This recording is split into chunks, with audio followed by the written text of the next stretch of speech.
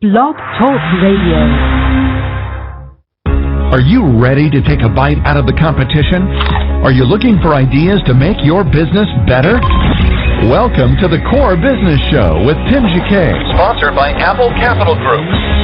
At the core of every successful business, you'll find people making a difference. And with each episode of the Core Business Show, we talk with those people, examine those ideas, and explore the strategies that make them special. Now, the host of the Core Business Show, Tim Jacquet. Good morning, everybody, and welcome to another episode of the Core Business Show. I'm Tim Jacquet, your host. Today I have the pleasure of having Phil Sands. He is the president of Coal River Capital outside of Boston. We're going to have him talk about making your business bankable. We're going to take a short break for a moment and be back in a moment with Phil. Everybody, thank you for listening to the Core Business Show. I'm Tim Jacquet, your host. We'll be back in one moment. You're listening to the Core Business Show, sponsored by Apple Capital Group. Apple Capital Group in Jacksonville, Florida, is a commercial lender that specializes in asset-based loans, equipment leasing and financing, invoice financing, commercial real estate loans, and asset-based financing in the U.S. and Canada. Apple Capital Group is a direct lender that lends on their private equity investment portfolio.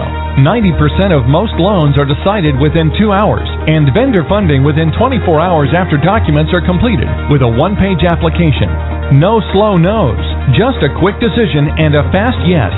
To get more information about lending from Apple Capital Group, call 866-611-7457. That's 866-611-7457 to speak with one of our loan specialists. Or visit us right now at applecapitalgroup.com. Welcome back to the Core. Once again, here's Tim Jacquet.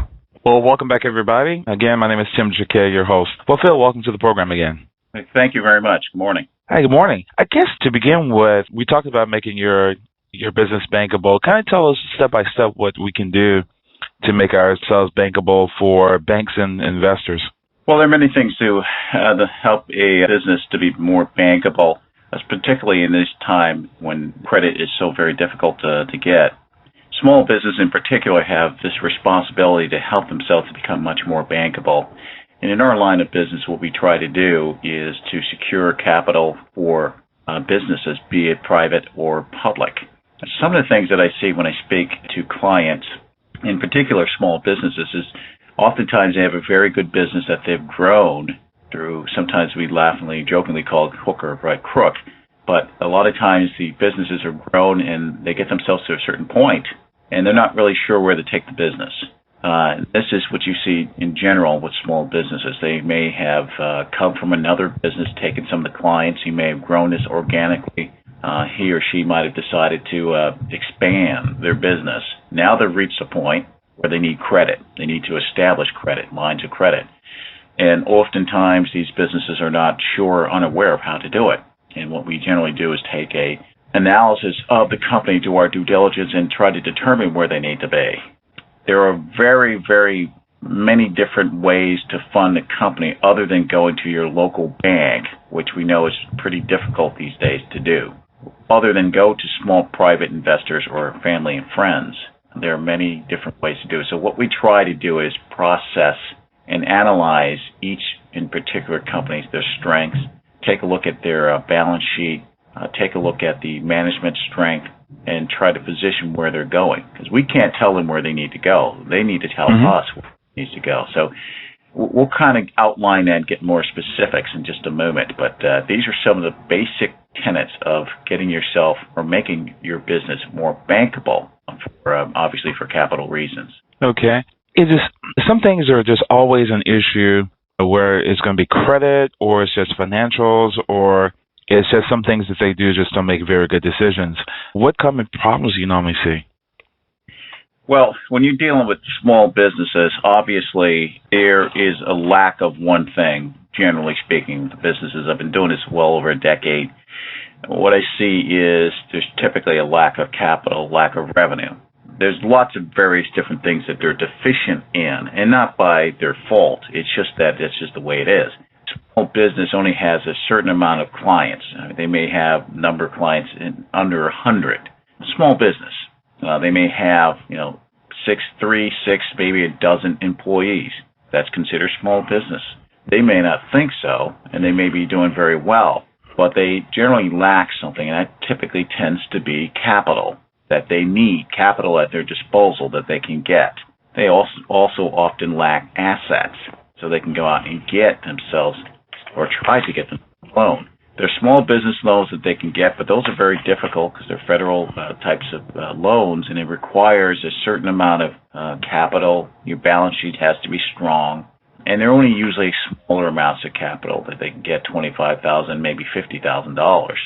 So the deficient areas that I typically tend to see is a company operating. Maybe they're making $1 million, maybe $1.2 million in revenue, gross revenue. Their net is probably $700 or half of that.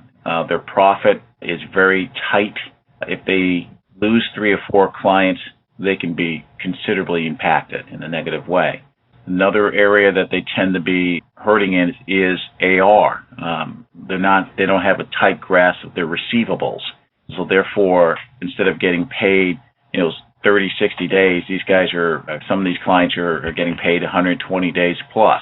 They have no reining that in. How do you rein that in? Well, once it gets past 90 days, really you're talking about collections. It's no longer receivable, and they're basically trying to get their hands on as much revenue as they can. The other area is mismanagement of capital. A lot of times these guys, small businesses, and I say guys, they're more than just guys, but small businesses in particular tend to rob themselves, rob Peter to pay Paul, if you will. Their financials are in disarray. They don't do a very good job of organizing the revenues. If you go and take a look at their books, it's haphazard. It's all over the place. They know what's coming in, but they oftentimes don't know what's going out. So there are various different things that we run in and see, try to identify when you're dealing with small business.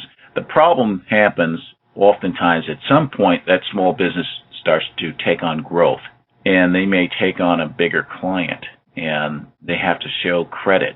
They have to show their ability to grow. They have to be able to prove that, and that becomes the challenge. What advice do you normally have for those type of people that run into those, when they run into a large client, they really need to do something about it? How can they rein in those controls to make themselves more bankable and more profitable in one sense? Well, the first thing they have to be is aware and willing. They may not always be aware, but they at least have to be willing. If they're not willing to make the change, willing to take on the advice of professionals and those who've been in the business, in the sector of finances, then it becomes more of a challenge. Case in point, I've had clients where you sit in front of them, they know they need capital. They know they have to grow the company. They know their clients very well, but the mechanism for getting maximizing their revenues is something that they don't understand. So this is financial engineering. You have to be able to structure something for them to get maximum growth, but sometimes the resistance comes because they don't know process. They're unwilling sometimes to take challenge and to challenge themselves and to grow. Very many of these folks have not had any form of formal training from the standpoint of accounting or business ledgers or AR, receivables, and understanding accounting, some basic accounting practices to keep themselves accountable, the business accountable, and keep themselves growing.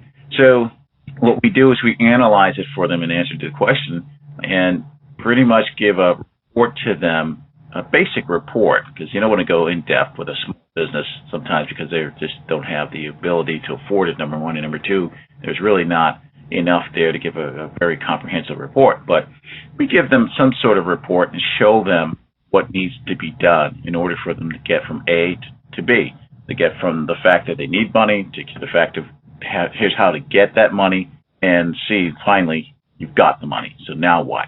Right? And that's what we try to do. Okay. So when if you take them to the point of getting through this first hurdle, and now they're somewhat bankable, and you take them to an investment group, what are the investment groups are looking for? Well, there are. Let's back up for a second and answer your question. That's a very good question. There are very many levels of in capital. We'll call it capital because capital encompasses both loans and investment capital. Investment capital is a separate sector. We talk about capital in general. There's ways to get a variety of loans, even in this time right now where liquidity is so tight. The capital they can get is from hard money loans and lenders. If you want to go there, there's generally very high interest loans. But if you have consistent revenues coming into your business, you can qualify for these loans. And some of these loans, while it's very high in terms of the interest on it, you're still able to capture some sort of or capital, rather, I should say, for your small business. And then, of course, you have factoring and AR or purchase order types of funding, which is quicker and faster. You have to be able to show your balance sheet, good ledger, good accounting. But if you're able to present that in a winnable way, in a compelling way, you're able to go ahead and receive capitals through that medium. Then you have private and angel investors. Of course, you have, again, the federal loans, small business loans, which is a lot. They've streamlined it and made it easier in one sense, but it's a lot more difficult of a challenge to get if you want more money than just your basic $25,000 or $50,000, which most small businesses need a lot more. That's just the loan aspect. And then, of course, you have your regular bank, which you're not going to get loans, and this to be frank, it's very, very difficult. Underwriting process has always been challenging. It's extremely challenging right now. You have to have quite a bit of assets to be able to get your basic loan. I'll give you an example. I had a client some time ago who had a credit rating or FICO score of well over 805 or 809, never been late on his payment, had tremendous amounts of asset and liquid capital, and still couldn't get himself a loan. Now he needed $1.5 million. He could get the loan if he would guarantee his assets and put X amount of capital in the bank, which he refused to do. So that gives you an example of how tight the liquidity is.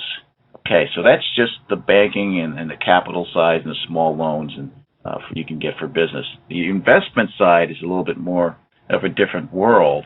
You're dealing with private equity groups, angel investors, private investors. These are the type of investment vehicles that will look, or the sector that is, will look at a business and determine whether it's viable or not. And they'll put their capital in based on due diligence, strict due diligence. And that due diligence is what we specialize in. In fact, that's what we typically do at Cold River Capital.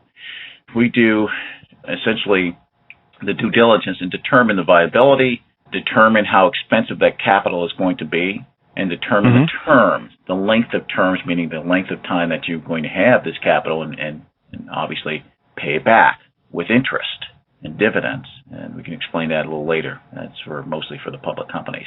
So we do this analysis for the client ourselves. We are investment consultants, and we also are finders, meaning that we locate the capital and bring it to your door. Okay. So when you locate a source for that particular company, and when it comes to the financials, if it's, like you just mentioned, this particular guy had good credit and had somewhat a good package, but aren't there sometimes that some deals just can't get done? Well, that's part of the willingness. Yes, I've been involved with, unfortunately, with a number of deals that didn't get done because the client was either unwilling to do this or that, what was part of the diligence process. The client didn't provide enough information. I cannot tell you how many deals I've had, smaller, typically tends to be smaller companies, where the deal didn't get consummated because they just were unwilling to give up personal financials. Sometimes they have to personally guarantee a loan. They don't want to do that. And sometimes I can understand that. Other times they just have their financials in disarray and they just simply can't get their hands on it. They're either unwilling or don't understand how to do it and don't want to pay someone to clean it up. So yes, you can have, there is the definition of a client that is credit poor, meaning the credit is not strong, but they have the assets, they have the cash. And then you have the clients that their credit is challenged, or credit may be good rather, but they don't have enough revenue coming in the door. And those are typically startup clients. Then you have the mid-tier clients that may have the credit as well as the assets and the capital coming in. They're a bit stronger, but sometimes their challenge is growth. They've gotten that large deal that could be 50 plus million or more. Now what? Right? Now you have to grow it rapidly to catch up. We have to catch up rapidly to catch up with that growth, I should say. So there are clients that don't qualify. They fall through the cracks, and these very often clients become desperate because they need capital. And in your business, you have to be able to reach out and get capital. You're going to need it at some point. That's the only way you can survive. Okay, so they got to this point that you have a stalemate going on between the bank and the business owner.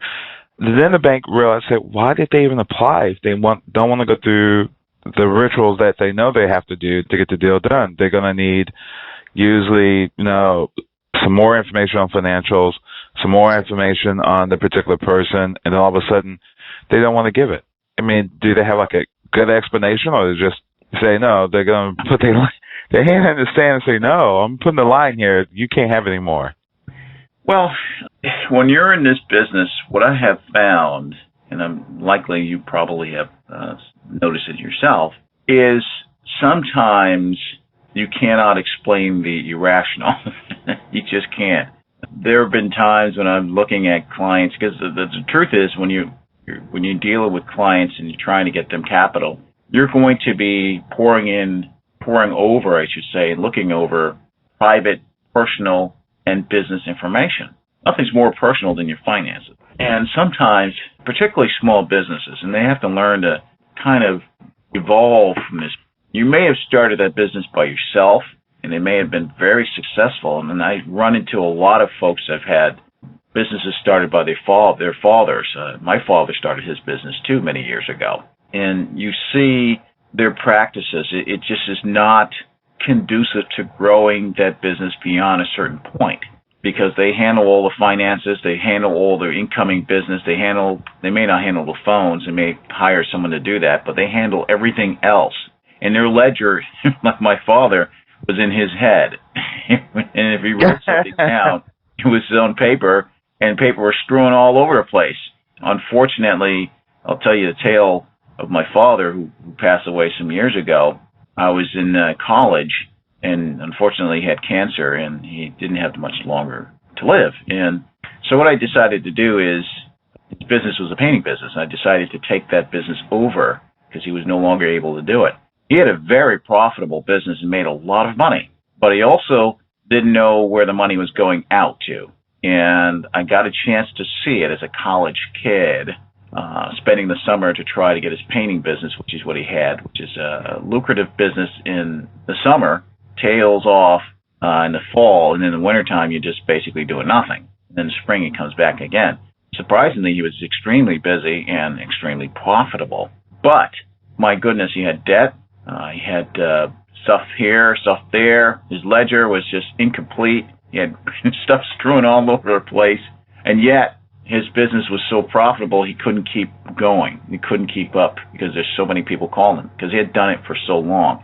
And you run into that from time to time. To use that example, a personal example of myself, you run into this when you're dealing with clients, oftentimes, who have small businesses, but poor practices in terms of accounting, in terms of business ledger of some sort, balance sheets that they don't use properly, P&Ls that they don't even know about.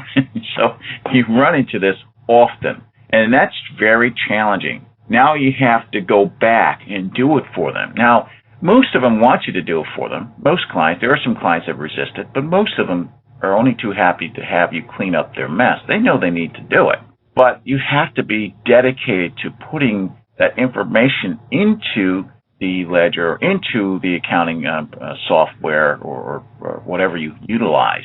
You have to be. Okay. Because if you want to grow that business, you have to be able to reach out and figure out where you were a year from ago and figure out exactly what that quarter was. What was that week? How much business came in?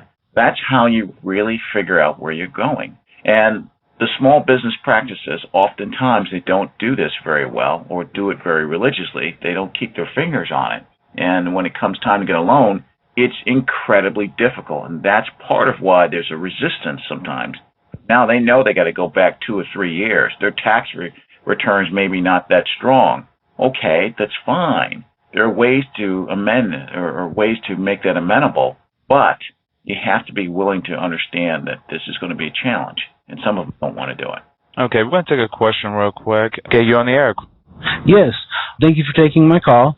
I have a question in that I might be categorized as a sole proprietor in a small business, in that I have been working to do some of the research and development stage of site selections for new technologies, in particular NH3 or ammonia fuel technologies.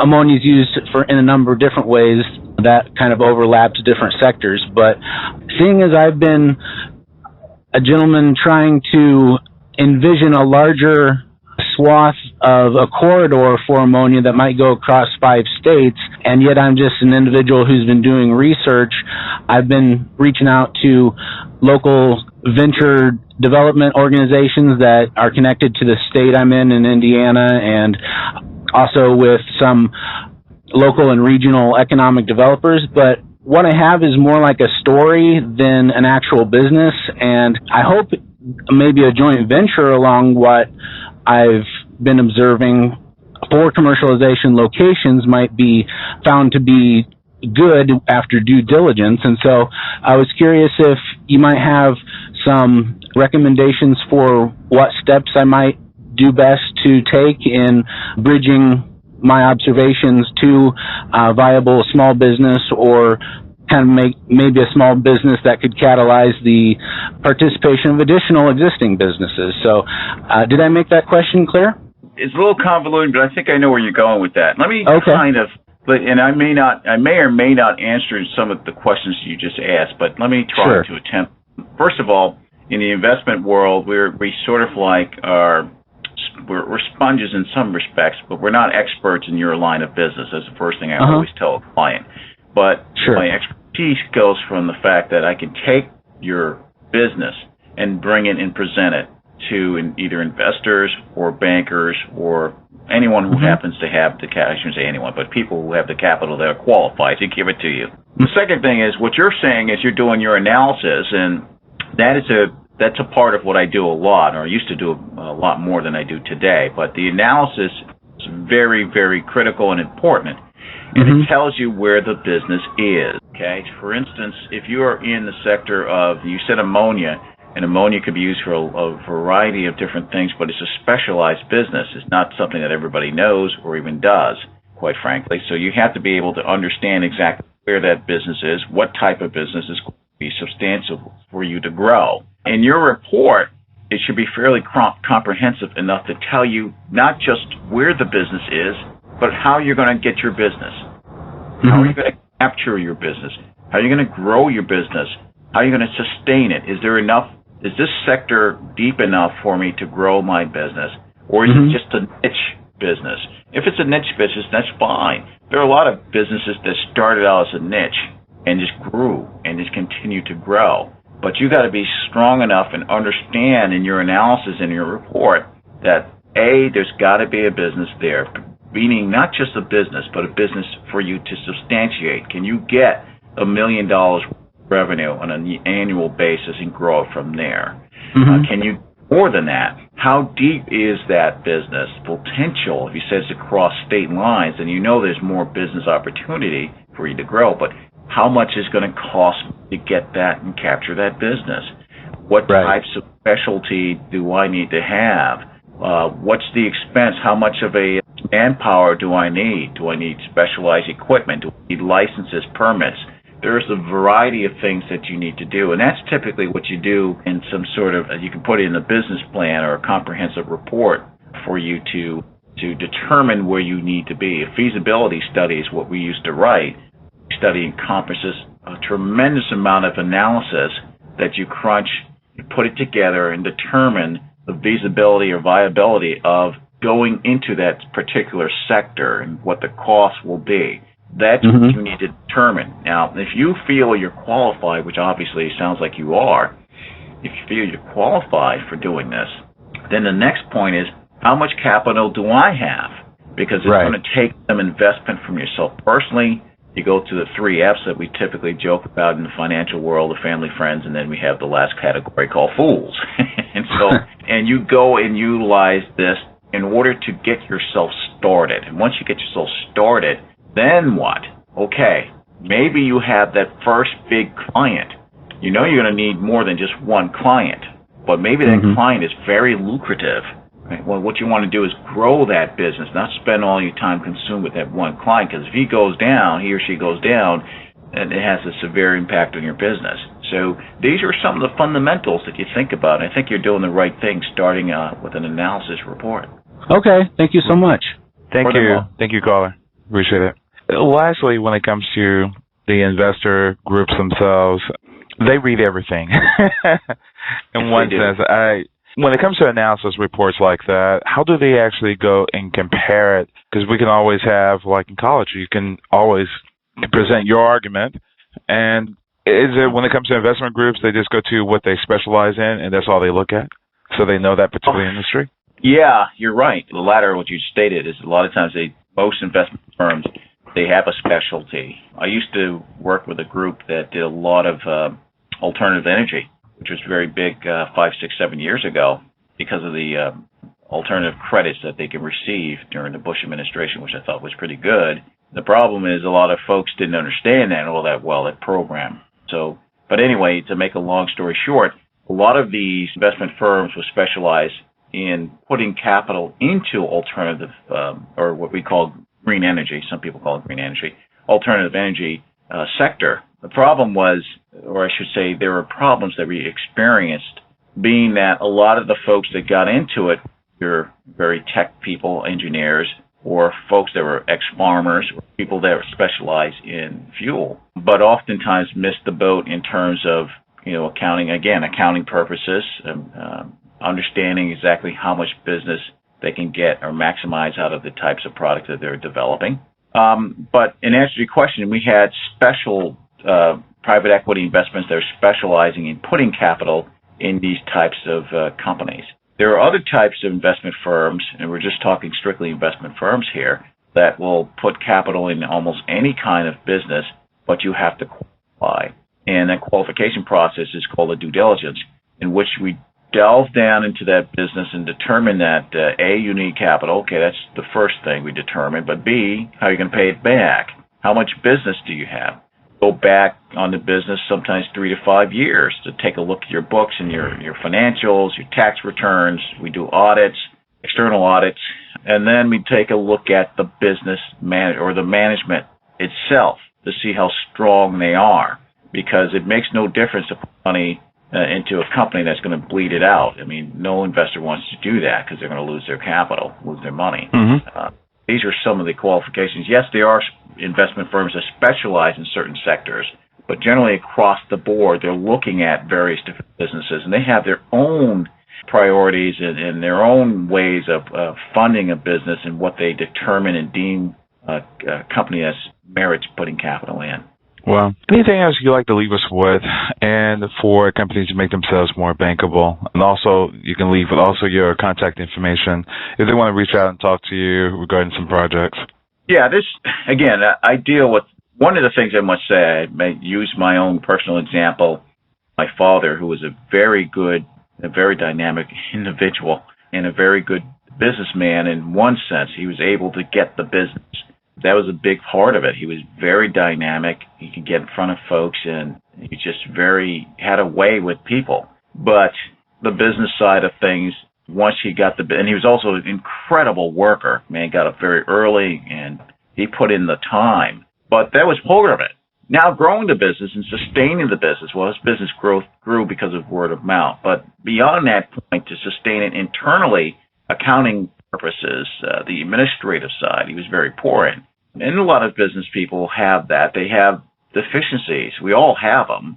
I can't run a construction group. I'll never be able to do it. I don't understand anything about it. I understand it from a conceptual standpoint, and that's about it. But, everybody has their specialties. The one thing I would say is, for small business people, And as a person that loves entrepreneurs, I have to tell you, I love being around entrepreneurs. I love to see what they're doing, and I can help them out any way I can, is to spend some time analyzing or understanding the analysis of your business. And what I mean by that is determine what your business is. Is it me? Because it really is you as the individual. If it's you, then grow that business beyond the point of yourself. Because if you happen to go down for sickness for a week or two, what happens to your business?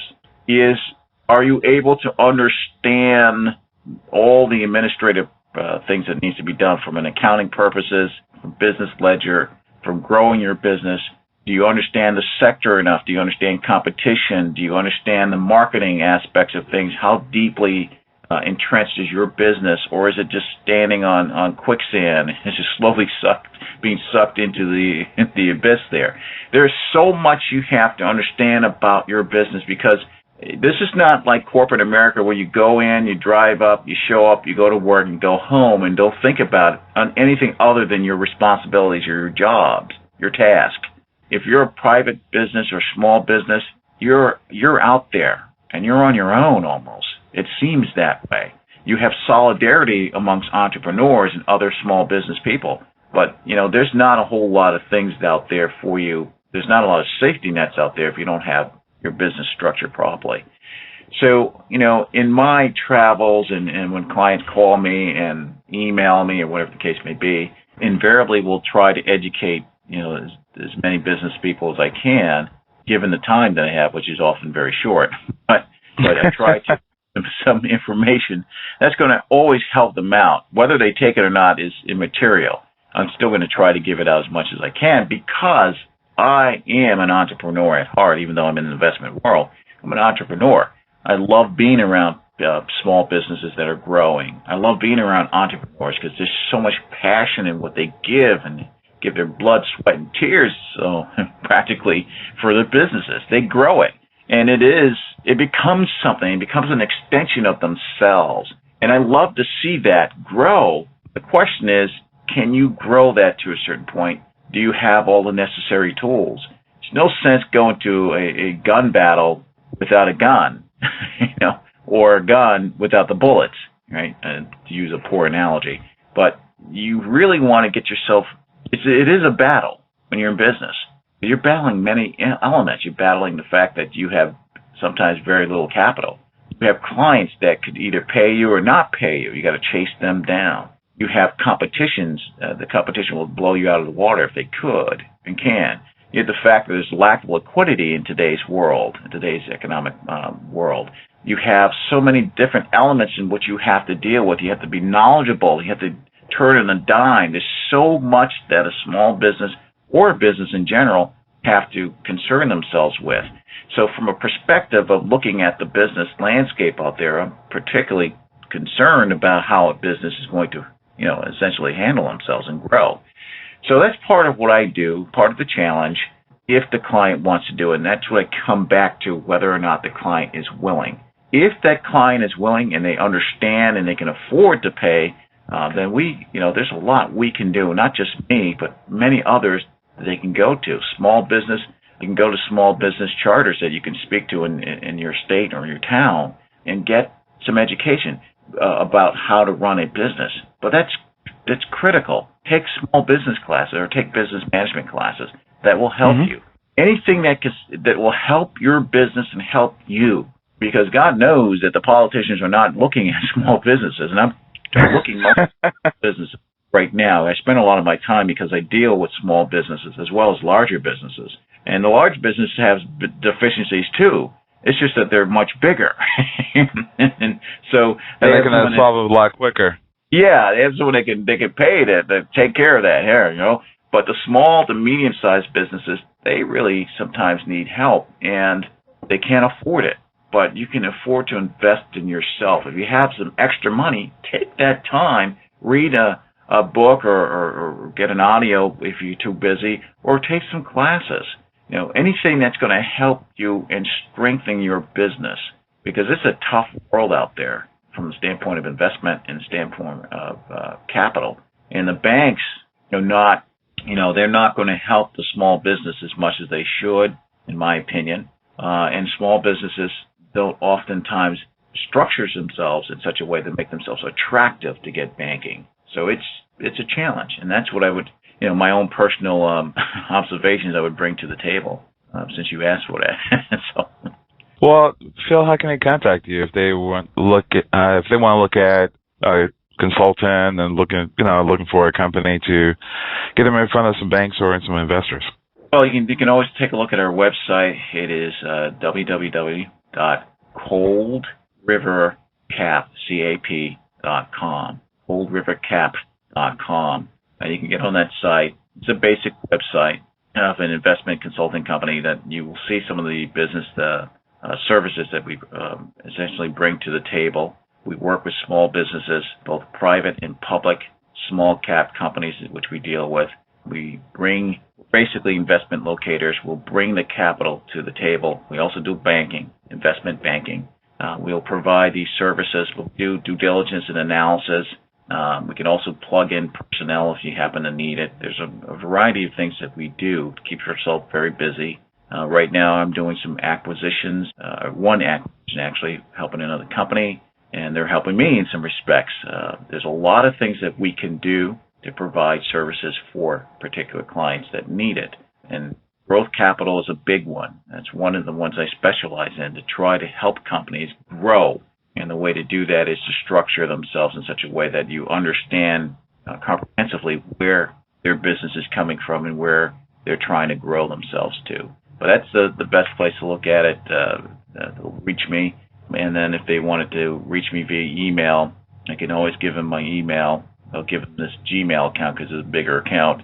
They can reach me at psands1211@gmail.com.